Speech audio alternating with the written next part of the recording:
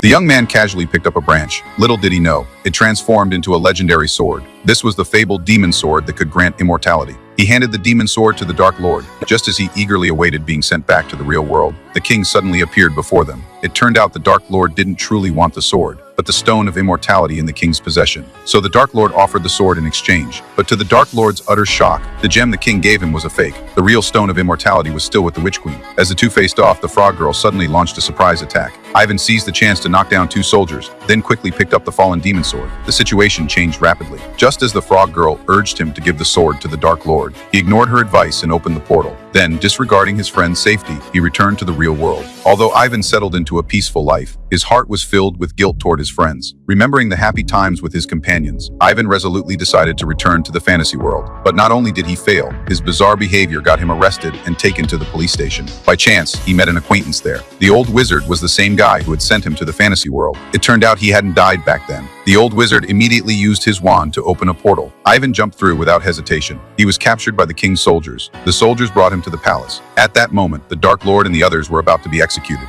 The king and queen, dressed in full regalia, planned to set the stone of immortality into the demon sword during the eclipse. This way, the king would gain immortality like the Dark Lord. At this critical moment, Ivan pulled out the pistol he had brought from the real world. Seeing this, the queen quickly tackled him to the ground, but the king was shot and fell. However, the next moment he stood up again. To everyone's astonishment, Ivan fired several shots, but the king remained unharmed. It seemed he had already achieved immortality. Now no one could kill him. To weaken the king's combat ability, Ivan, being a smooth talker, taunts and challenges him. He successfully made the king put down his demon sword, choosing to face Ivan in a warrior's duel instead. But Ivan, a mere mortal, was no match for the king. He was quickly forced into retreat by the king's attacks. Meanwhile, the frog girl quietly broke free from her restraints. She now fought the queen for the demon sword during their struggle. The stone of immortality fell out. They fought desperately for it, neither yielding by now. Ivan was completely defeated. Just as the king was about to execute him, the Dark Lord stood before the king holding the gem. Both of them knew very well that this gem was linked to both their lives. If the gem were destroyed, both would turn to dust. But the Dark Lord knew the king was a tyrant. For his friends, he was willing to sacrifice himself under the king's stunned gaze. He swung the demon sword, shattering the stone of immortality with one strike.